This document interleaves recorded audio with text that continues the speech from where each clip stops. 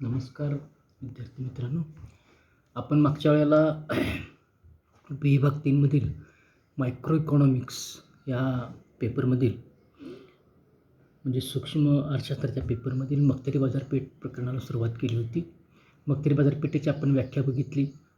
मक्तेदारी बाजारपेठेचा अर्थ आपण बघितला आणि मक्तेदारी बाजारपेठेची जी प्रस्तावना आहे ती आपण बघितली. या ठिकाणी आपण मक्तेदारी बाजारपेठेची व्याख्या आणि वैशिष्ट्यांना सुरुवात करणार आहोत. मक्तेदारी बाजारपेठ म्हणजे ज्या बाजारपेठेमध्ये एकच विक्रेता असतो किंवा उत्पादक असतो त्या बाजारपेठेला मक्तेदारी बाजारपेठ असं म्हटलं जातं ढोबळमानानं. तर मक्तेदारी बाजारपेठेची जी व्याख्या आहे ती प्रोफेसर चेंबरलिन यांनी केलेली जी व्याख्या आहे, बाजारात पर्यायी वस्तूंचा अभाव असणारी आणि उत्पादनाच्या किमतीवर पूर्णतः नियंत्रण असणारी स्थिती म्हणजे मक्तेदारी बाजारपेठ होय. म्हणजे काय की बाजारात कुठल्याही प्रकारची पर्यायी वस्तू नाही आणि उत्पादनाच्या किमतीवर पूर्णतः नियंत्रण असणारी स्थिती म्हणजे मक्तेदारी बाजारपेठ असं म्हटलेलं आहे. अर्थशास्त्रज्ञ प्राध्यापक लर्नर यांच्या मते मक्तेदारी म्हणजे असा विक्रेता की ज्याच्या उत्पादनाचा मागणी वक्र हा खाली येणारा असतो. अर्थशास्त्रज्ञ ट्रिफिन यांच्या मते मक्तेदारी बाजारपेठ म्हणजे अशी बाजार स्थिती होय की ज्यामध्ये उद्योग संस्था आपल्या उत्पादनाची स्वतंत्रपणे किंमत ठरवू शकतो. म्हणजेच अशा किमतीवर इतर उत्पादित वस्तूच्या किमतीतील बदलाचा प्रभाव पडत नाही. याचा अर्थ असा की मक्तेदारी बाजारपेठेमध्ये एकच विक्रेता असतो आणि मक्तेदारी बाजारपेठेतील विक्रेता हा बाजारातील किमतीवर पूर्णतः नियंत्रण ठेवत असतो आणि मक्तेदारी बाजारपेठेमध्ये वस्तूला दुसरा पर्याय नसतो. पूर्वी आपण बघितलेलं आहे की पूर्ण स्पर्धेच्या बाजारपेठेची जी वैशिष्ट्य आहेत, असंख्य ग्राहक, असंख्य विक्रेते, वस्तू एक जिन्सी, वस्तूची किंमत एक, ह्याच्याबरोबर उलटी अवस्था ही या मक्तेदारी बाजारपेठेमध्ये आढळते. मक्तेदारी बाजारपेठेमध्ये एकच विक्रेता असतो.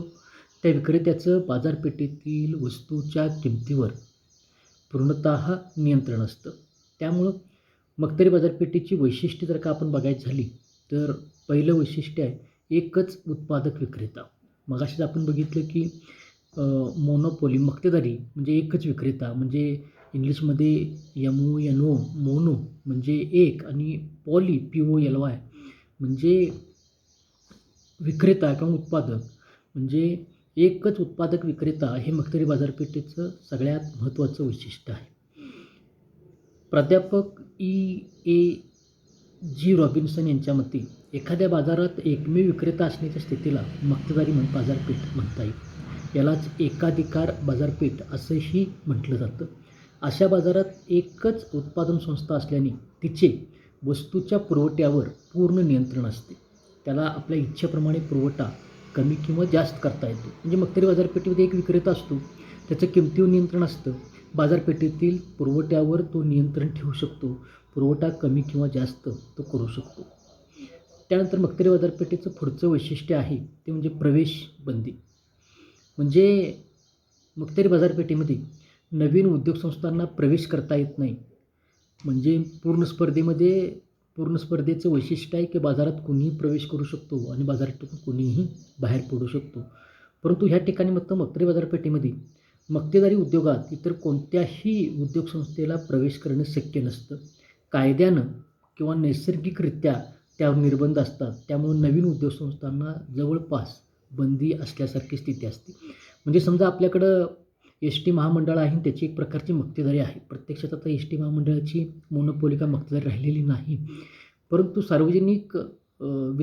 सार्वजनिक वाहतूक व्यवस्थेमध्ये समजा ST महामंडळाची मक्तेदारी आहे तर कायद्यानं, कारण तो सरकारचा प्रकल्प आहे, राज्य सरकारचा प्रकल्प आहे आणि सरकारी प्रकल्प असल्यामुळं त्याच्यामध्ये कायद्यानं दुसऱ्या कुठल्या कंपन्या प्रवेश करू शकत नाहीत.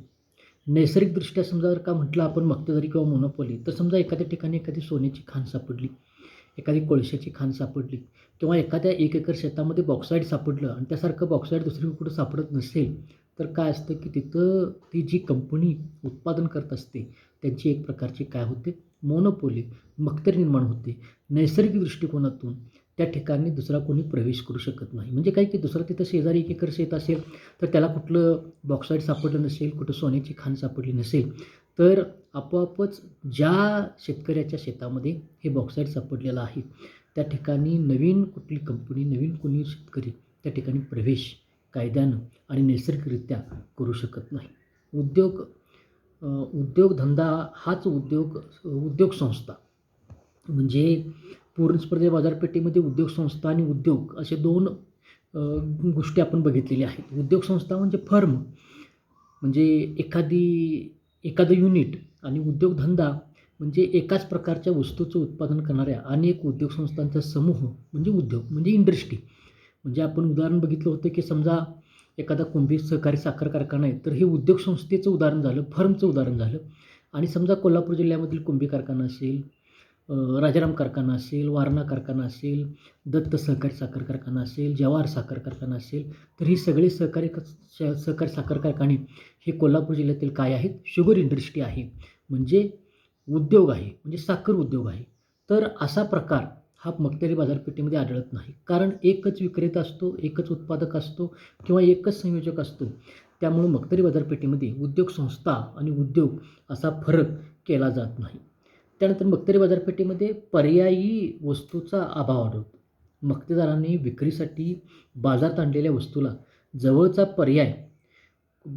पर्याय उपलब्ध असत नाही.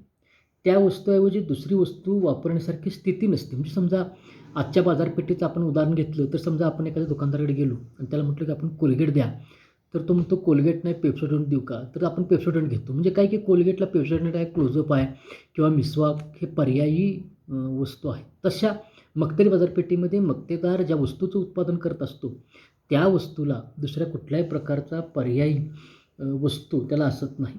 त्यामुळं जोएल डीन यांच्या मते मक्तेदारी स्वरूपाचे उत्पादन हे चिरकाल भिन्नत्व किंवा खास वैशिष्ट्य राहणारं उत्पादन असतं. हे कित्येक वर्ष राहू शकतं कारण त्या उत्पादनाला जवळचा पर्याय त्या ठिकाणी उपलब्ध नसतो. त्यानंतर छेदक लवचिकता शून्य म्हणजे काय की मक्तेदारीतील वस्तूला पूर्ण पर्याय उपलब्ध नसल्याने इतर वस्तूच्या किमतीतील बदलाचा मक्तेदारीवरील वस्तूच्या किमतीवर काहीही परिणाम होत नाही. वस्तूला कुठला पर्याय नसल्यामुळं म्हणजे समजा आपल्याकडे काय होतं की समजा चहाला कॉफी पर्याय आहे, तर समजा चहाचे दर कॉफीपेक्षा जास्त वाढले तर लोक काय करतात की चहा कमी घेतात आणि कॉफीचं प्रमाण जे आहे ते वाढतं किंवा कॉफी जास्त घेतात. म्हणजे काय की पर्यायी वस्तू वापरली जाते, त्याची मागणी जी आहे ती वाढली जाते. म्हणजे काय की ज्या बाजारात वस्तूच्या मागणीची तिरकस लवचिकता शून्य असते त्याला मक्तेदारी असं म्हणतात. म्हणजे इतरांनीही आपल्या वस्तूची किंमत कमी केली तरी मक्तेदाराच्या वस्तूच्या मागणीवर त्याचा काहीही परिणाम होत नाही. पुरवठ्यावर नियंत्रण म्हणजे मक्तेदारी बाजारपेठेतील जो मक्तेदार असतो, विक्रेता असतो, उत्पादक असतो, त्याचं संबंधित वस्तूच्या उत्पादनाचा तो एकमेव उत्पादक असतो.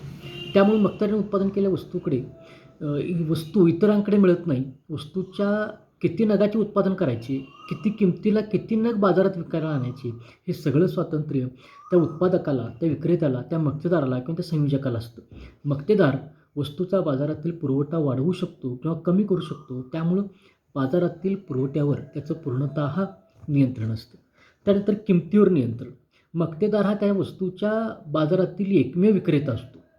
त्यामुळे आपली वस्तू बाजारात किती किमतीला विकायची हे ठरवण्याचे त्याला स्वातंत्र्य असते. म्हणूनच मक्तेदारी बाजारपेठेतील मक्तेदार हा एक प्रकारे काय असतो? किंमतकर्ता असतो.